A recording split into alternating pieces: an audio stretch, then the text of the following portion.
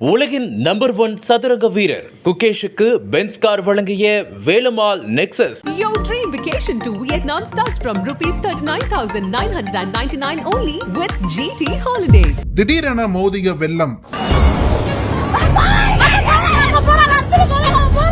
தடுமாறி விழுந்த வாகன ஓட்டி. அடுத்து நடந்தது என்ன? ஆலை மாயமான மர்மம்.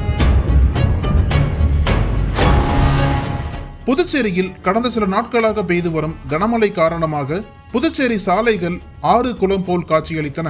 வீட்டிற்குள் மழைநீர் புகுந்ததால் குடியிருப்பு வாசிகள் கடும் அவதியடைந்தனர். கனமழை காரணமாக அனைத்து பள்ளிகளுக்கு விடுமுறையும் அளிக்கப்பட்டன. இந்நிலையில் ஜீவானந்தபுரம் பகுதியில் மழைநீர் பெருக்கெடுத்து ஓடியது. இந்த வெள்ளத்தில் அப்பகுதியைச் சேர்ந்த ஐயப்பன், பாலா, சந்துரு ஆகிய 3 பேர் இருசக்கர வாகனத்தில் சென்றபோது நிலை தடுமாறி விழுந்துள்ளனர். வெள்ளத்தில் அடித்து செல்லப்பட்ட 2 வீலரை பிடிக்க முயற்சி செய்தபோது மூவரும் இழுத்துச் செல்லப்பட்டனர். இதனை கண்ட அப்பகுதி மக்கள் அவர்களை மீட்க முயற்சி செய்தனர். ஆனால் கண்ணிமைக்கும் நேரத்தில் வாய்க்காலில் ஏற்பட்ட வெள்ளப்பெருக்கில் அடித்து செல்லப்பட்டனர்.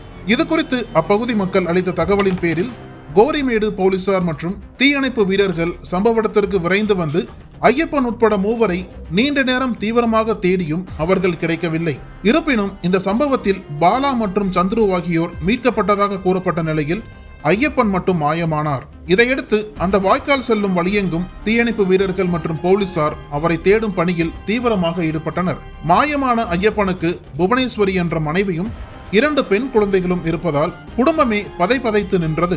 இந்த செய்தி காட்டுத்தீ போல் பரவியதை தொடர்ந்து அப்பகுதியில் கூட்டமாக பொதுமக்கள் வந்து பார்த்து சென்றனர். அப்போது ஐயப்பன் உடல் கொக்கு பார்க் சிக்னல் பாலத்தின் கீழுள்ள மணலில் புதைந்திருக்கலாம் என தகவல் கிடைத்ததால் ஹிட்டாச்சி இயந்திரம் மூலம் மணலை தோண்டி எடுத்து தேடினர்.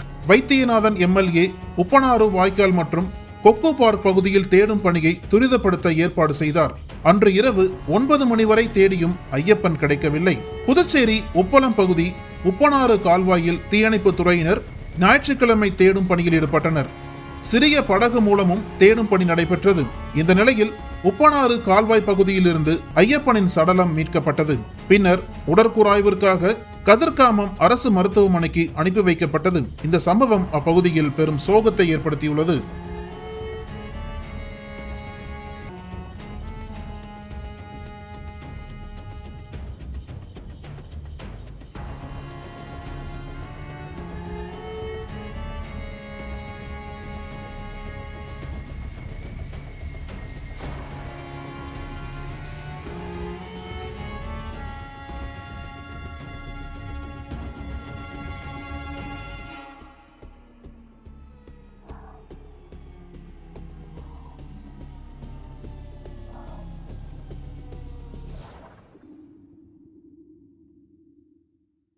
உலகின் நம்பர் 1 சதுரங்க வீரர் குகேஷுக்கு பென்ஸ் கார் வழங்கிய வேலம்மாள் நெக்ஸஸ். என் நடிப்பை ஜெயலலிதா பாராட்ட மறுத்தார். ஏன் தெரியுமா? நக்கீரன் இதழில் சினிமா கொட்டகை டைரக்டர் ரைட்டர் VC குகநாதன் எழுதி வரும் புதிய தொடர். வாங்கி படியுங்கள் உங்கள் நக்கீரன்.